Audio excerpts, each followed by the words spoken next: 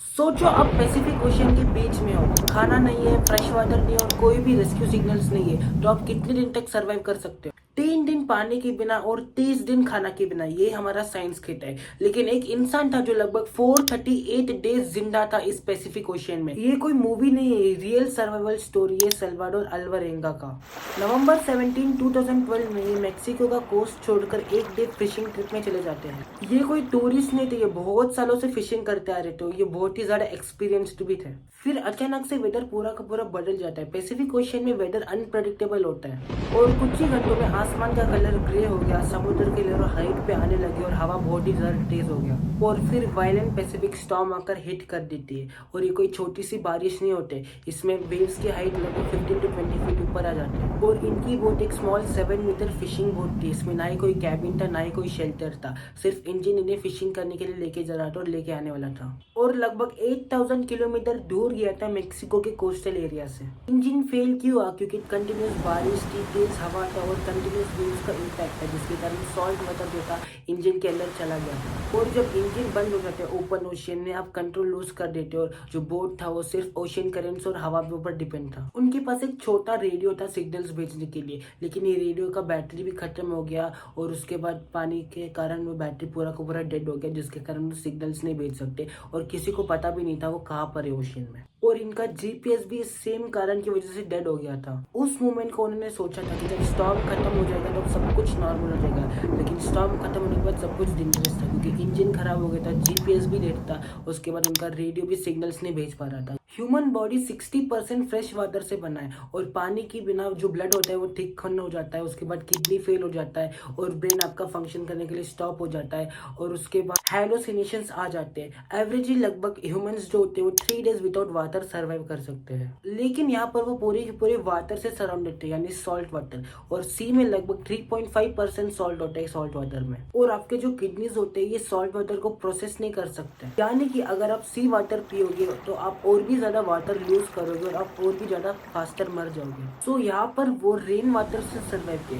यानी कि जब भी बादल ऊपर काली हो जाते हैं और बारिश गिरने वाला देता है तो बकेट्स इकट्ठा कर देते हैं और शेल टर्टल्स के शेल्स जो होते हैं वो भी रख देते हैं ताकि वाटर जो होता है वो कलेक्ट हो सके। बहुत सारे लोग इधर सोचते हैं कि फूड भी बहुत ही ज्यादा बहुत नेसेसरी है, लेकिन फूड से भी ज्यादा वाटर जो है बहुत ही ज्यादा नेसेसरी सोर्स है। आप खाना के बिना 30 to 40 डेज रह सकते हो, लेकिन पानी के बिना नहीं रह सकते हो। लेकिन 438 डेज रहने के लिए आपको कांस्टेंट कैलोरीज चाहिए। उन्होंने रॉ फिश, सी बर्ड्स, टर्टल्स और जेली फिश को खाया। ये उन्हें बेयर हैंड से पकड़ते थे और इन्होंने फिश का बिहेवियर भी सीखा, यानी वो शैडो यूज करते थे फिश को अट्रैक्ट करने के लिए उनके तरफ। रॉ फिश ने उन्हें प्रोटीन और थोड़ा सा विटामिन सी दिया, जिसके कारण वो स्कर्वी नहीं हुए। स्कर्वी का मतलब होता है एक डिसीज जो लैक ऑफ विटामिन सी की वजह से कॉज होता है। कुकड फिश जो होते हैं वो विटामिन सी लूज कर लेते हैं, लेकिन रॉ फिश के पास विटामिन सी प्रिजर्व्ड होता है। और लगभग 4 वीक्स के बाद इन्होंने अपने कंपेनियन को खो दिया क्योंकि उसने खाने के लिए रेफ्यूज किया और आशा खो दी।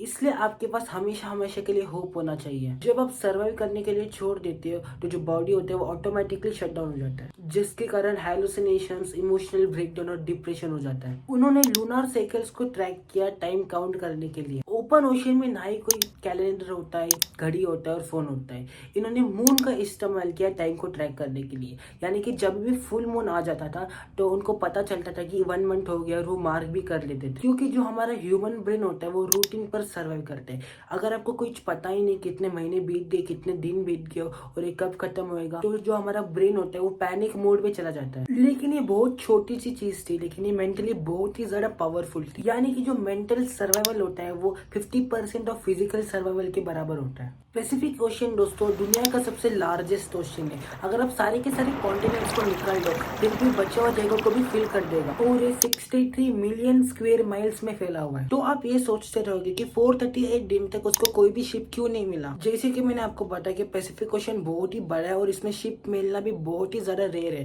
क्योंकि शिप का कुछ फिक्स्ड रूट्स होते हैं और वही फिक्स रूट्स को शिप फॉलो करते हैं। और अगर शिप्स पास भी करते तो वो बोट को देख नहीं पाते। पाते क्योंकि जो वेव्स होते हैं वो बोट को हाइड करके रख देते हैं। समुद्र जो होता है वो स्टैटिक नहीं होता है, इसके नीचे जो ओशियन करेंट्स होते हैं वो कंटिन्यूअसली मूव करते रहते हैं। इसी पैसिफिक ओशियन में एक बड़ा सर्कुलर सिस्टम है जिसे बोला जाता है पैसिफिक गायर। यहाँ पर ओशियन करेंट्स नहीं उसका लाइफ को सेव किया है। यहाँ पर ओशियन करेंट्स जो थे उनके बोट को मूव कर देते, वो खुद तो कंट्रोल में नहीं थे लेकिन करेंट्स जो थे वो कंट्रोल में थे। उनकी बोट लगभग 8000 से भी ज्यादा किलोमीटर ट्रेवल की है मैक्सिको के कोस्ट छोड़ के पैसिफिक ओशियन से मार्शल आइलैंड तक।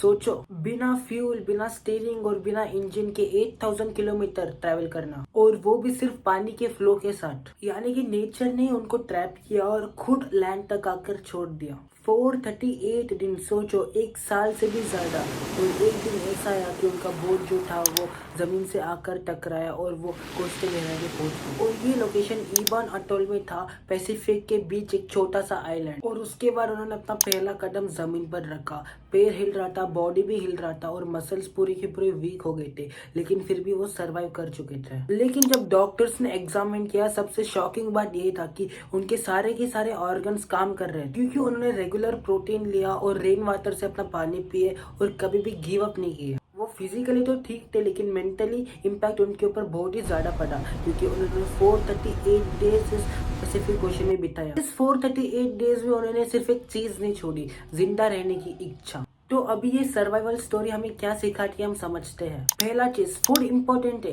लेकिन उससे भी सबसे ज्यादा पानी बहुत ही ज्यादा इम्पोर्टेंट है। तो आप कहाँ भी खो जाओगे तो पहले पानी को ढूंढो। दूसरा चीज, सॉल्ट वाटर कभी भी पीना नहीं चाहिए, इससे बहुत ही ज्यादा डिहाइड्रेशन होता है। तीसरा, उसने रॉ फिश, टर्टल्स वगैरह खाया जिसके कारण उसको प्रोटीन मिला और थोड़ा सा विटामिन सी भी मिला। मतलब बॉडीज को सिर्फ कैलोरीज नहीं चाहिए, न्यूट्रिएंट्स भी चाहिए। चौथा, माइंड जो होता है वो और भी ज्यादा पावरफुल होता है बॉडी के कंपेयर करेंगे तो। मतलब जब आप गिव अप करते हैं तब बॉडी भी फॉलो करती है। पांचवा, नेचर जो है वो दुश्मन भी है और सेवियर भी है। उन्होंने सरवाइव किया क्योंकि उन्होंने कभी गिव अप नहीं किया। अगर आप इस बोट में होते तो क्या आप सरवाइव कर सकते थे? कमेंट सेक्शन में जरूर लिख के बताना। और ऐसे ही कहानियां और फैक्ट्स को जानने के लिए मेरे चैनल को सब्सक्राइब कर लेना। आपका बहुत बहुत धन्यवाद।